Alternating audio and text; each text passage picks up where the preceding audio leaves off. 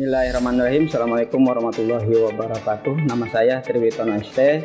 Saya Ketua Kompetensi Keahlian Teknik Kendaraan Ringan Otomotif SMK Negeri 1 Gantar Kabupaten Indramayu memiliki 8 kompetensi keahlian, diantaranya kompetensi keahlian teknik kendaraan ringan otomotif yang mempelajari engine mobil, sasis mobil, dan kelistrikan mobil.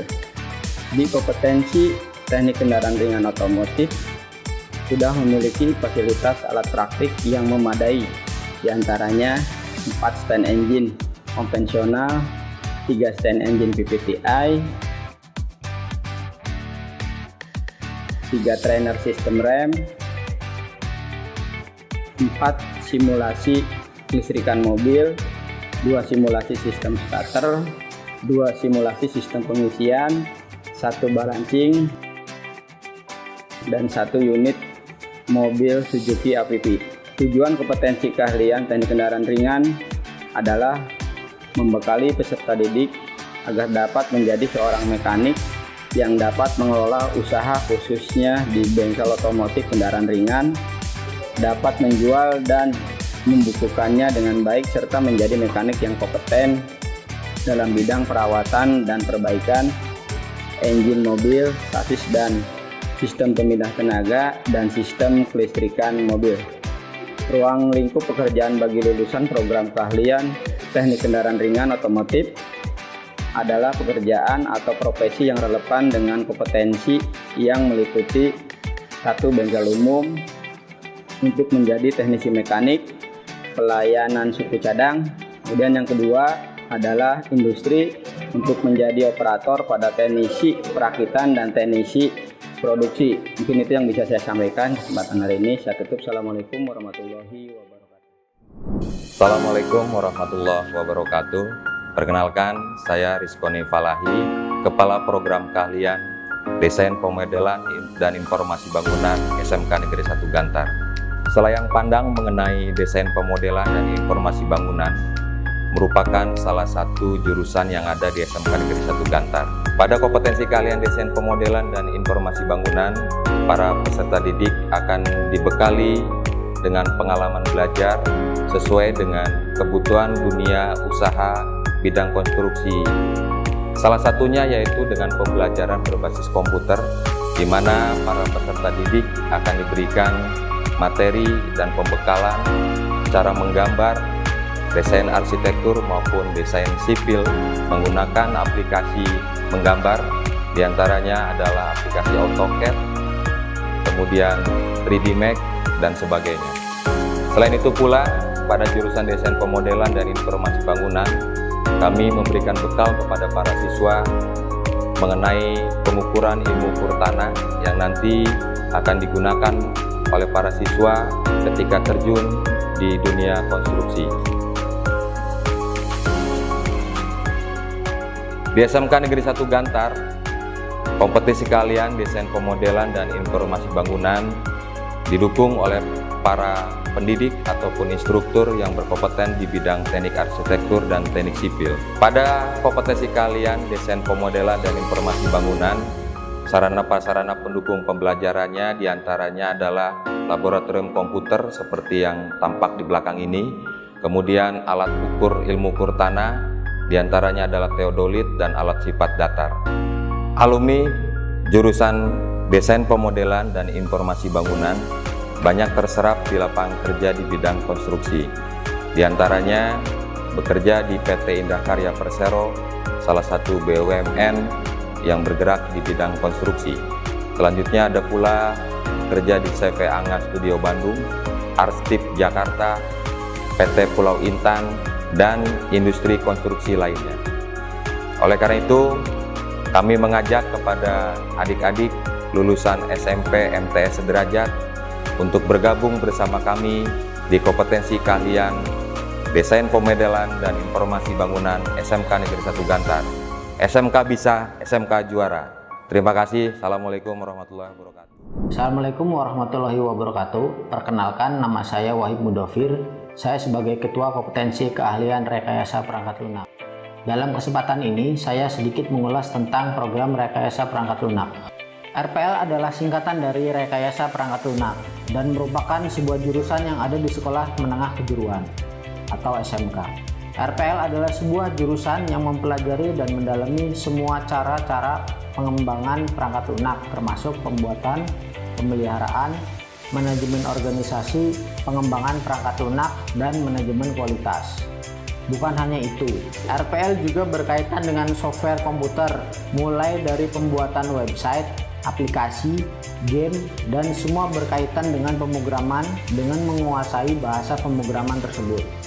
Intinya, RPL tidak akan jauh-jauh dari 3 hal, yaitu coding, desain, dan algoritma, yang akan menjadi kunci keberhasilan rekayasa perangkat lunak tersebut. Apa keunggulan jurusan RPL? 1. Mampu bekerja di berbagai bidang karena sudah dibekali dengan berbagai ilmu dan pengetahuan. Yang kedua, dalam melakukan kerja lapangan akan lebih mudah karena saat pembelajaran sudah sering melakukan kerja praktek. Yang ketiga, pekerjaan yang relatif mudah dan santai dapat dikerjakan dimanapun dan kapanpun menggunakan koneksi tentunya. Keempat, mampu memasang atau mengoperasikan sebuah PC. 5. Mengerti akan fungsi dari komponen komputer. Itulah pemaparan tentang program keahlian rekayasa perangkat lunak. Mari bergabung di jurusan RPL. SMK bisa, Jabar juara. Wassalamualaikum warahmatullahi wabarakatuh. Assalamualaikum warahmatullahi wabarakatuh. Saya Rinawati, Kakomli AKKL. Selamat datang di kompetensi keahlian akuntansi dan keuangan lembaga SMK Negeri 1 Gantar. Kompetensi keahlian yang mempelajari bagaimana cara pencatatan laporan keuangan, pemeriksaan, dan penilaian atas informasi keuangan untuk disampaikan kepada pihak yang berkepentingan. Dengan kata lain, mempelajari akuntansi merupakan cara untuk memahami bahasa bisnis. Peserta didik akan diajarkan materi tentang komputer akuntansi, akuntansi keuangan, perpajakan, perbankan, ekonomi bisnis, spreadsheet, perusahaan jasa, dagang, dan manufaktur. Pembelajaran pada kompetensi keahlian akuntansi dan keuangan lembaga dilaksanakan secara berkesinambungan antara teori di kelas dengan praktik di lab komputer. Peserta didik juga mendapat kesempatan untuk praktik kerja lapangan di perusahaan yang memberikan pengalaman praktis di dunia kerja. Lulusan akuntansi dan keuangan lembaga memiliki cukup banyak peluang di berbagai bidang usaha, di antaranya sebagai staf keuangan, staf administrasi, operator komputer akuntansi, berwirausaha, ataupun melanjutkan ke jenjang pendidikan yang lebih tinggi. Jadi, tunggu apa lagi? Mari bergabung di kompetensi keahlian akuntansi dan keuangan lembaga SMK Negeri 1 Gantar. Wassalamualaikum warahmatullahi wabarakatuh. Bismillahirrahmanirrahim. Assalamualaikum warahmatullahi wabarakatuh. Selamat datang di SMK Negeri 1 Gantar.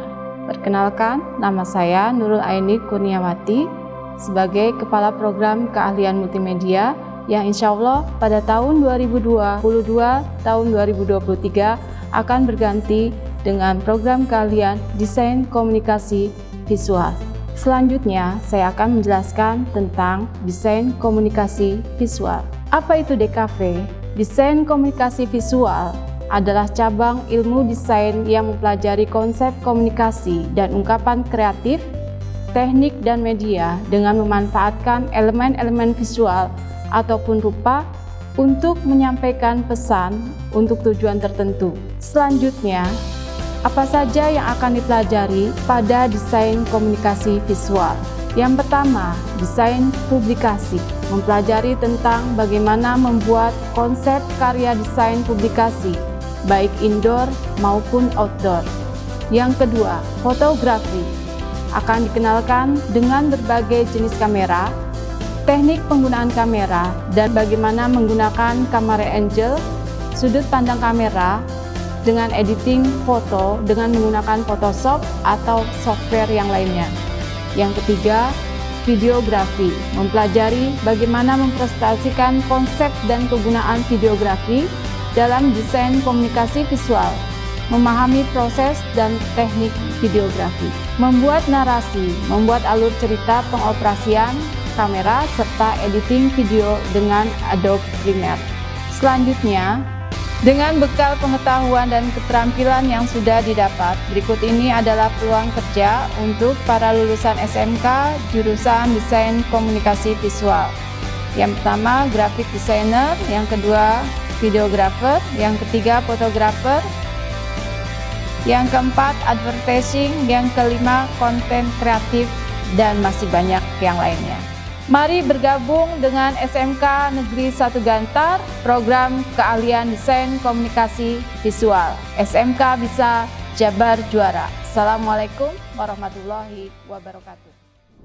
Bismillahirrahmanirrahim. Assalamualaikum warahmatullahi wabarakatuh. Salam sejahtera buat kita semua. Perkenalkan, saya Nani Yuningsih, Kepala Program Studi Farmasi Industri di SMK Negeri 1 Gantar. Farmasi adalah ilmu yang mempelajari tentang teknologi pembuatan obat. Farmasi sendiri itu dibagi menjadi dua jurusan, dua bidang, yaitu farmasi klinis dan farmasi industri. Farmasi klinis itu mempelajari tentang bagaimana sih meracik obat di apotek. Kalau farmasi industri itu bagaimana cara pembuatan obat di industri farmasi. Ketika kalian masuk jurusan farmasi, kalian akan belajar apa saja sih bahan yang harus disiapkan untuk membuat produk farmasi. Misal kita akan membuat paracetamol. Bahannya apa saja sih ketika membuat tablet paracetamol? Kemudian berapa gram jumlahnya akan kita timbang, kemudian proses pencampurannya, kemudian ujinya, ada ujinya sebelum dicetak, kemudian baru kita menggunakan alat cetak tablet untuk mencetaknya. Setelah itu tidak selesai, ada namanya evaluasi tablet. Banyak alat yang digunakan untuk evaluasi tablet. Di antaranya adalah variability tester, kemudian laju disolusi, kemudian disintegration tester, dan yang lainnya. Itu alat-alat tersebut adalah alat-alat yang sudah kita miliki. Untuk menyiapkan lulusan yang kompeten di bidang farmasi industri, kami bekerja sama dengan LAVI AD Bandung, Lembaga Farmasi Angkatan Darat Bandung, dalam uji kompetensi kelulusan kelas 12. Lulusan farmasi industri SMK Negeri 1 Gantar siap bekerja di industri farmasi, industri kosmetik, dan industri makanan atau minuman. Selamat bergabung di jurusan farmasi SMK Negeri 1 Gantar. SMK bisa. Wassalamualaikum warahmatullahi wabarakatuh. Assalamualaikum warahmatullahi wabarakatuh. Perkenalkan, saya Amarudin ST, Kepala Program sekaligus Ketua Kompetensi Keahlian Teknik Pengelasan SMK Negeri 1 Gantar, Kabupaten Indramayu. Selamat berjumpa dengan kami, jurusan Teknik Pengelasan SMK Negeri 1 Gantar.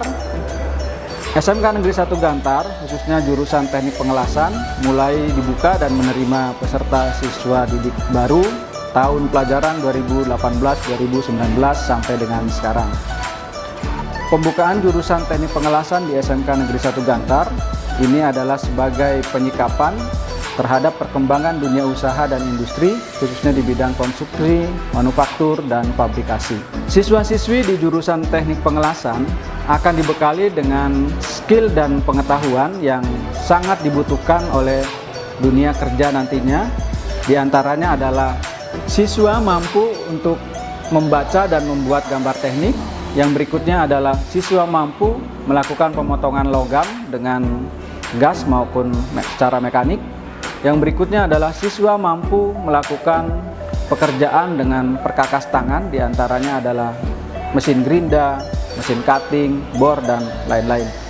Selanjutnya adalah siswa mampu untuk melakukan pengelasan dengan proses las OAW atau oksiasetilin atau biasa disebut dengan las karbit. Selanjutnya adalah siswa mampu melakukan pengelasan dengan proses SMAW atau las listrik.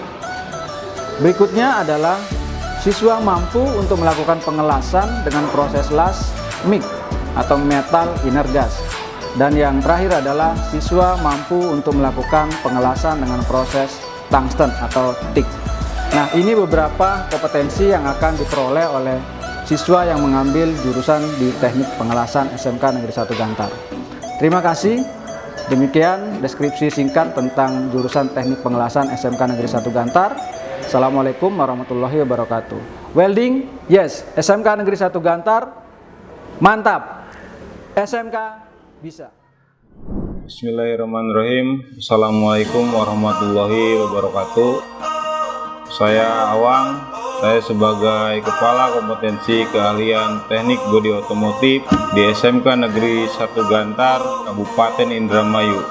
Kompetensi keahlian teknik bodi otomotif merupakan bagian dari program studi teknik otomotif di SMK Negeri 1 Gantar.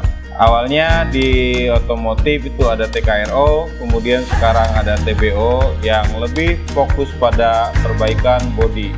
Di kompetensi keahlian teknik bodi otomotif ada beberapa yang akan dipelajari mulai dari rangkaian perbaikan bodi otomotif, yaitu mulai dari pengelasan, kemudian pendempulan, painting sampai dengan pemolesan.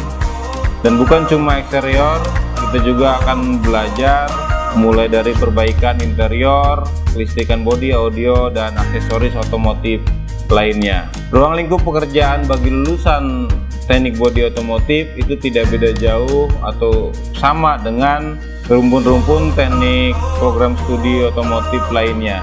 Bisa masuk ke industri, operator pada teknisi perakitan dan teknis produksi, atau berwirausaha membuka sebuah bengkel perbaikan bodi otomotif. Demikian penjelasan dari saya. Wassalamualaikum warahmatullahi wabarakatuh.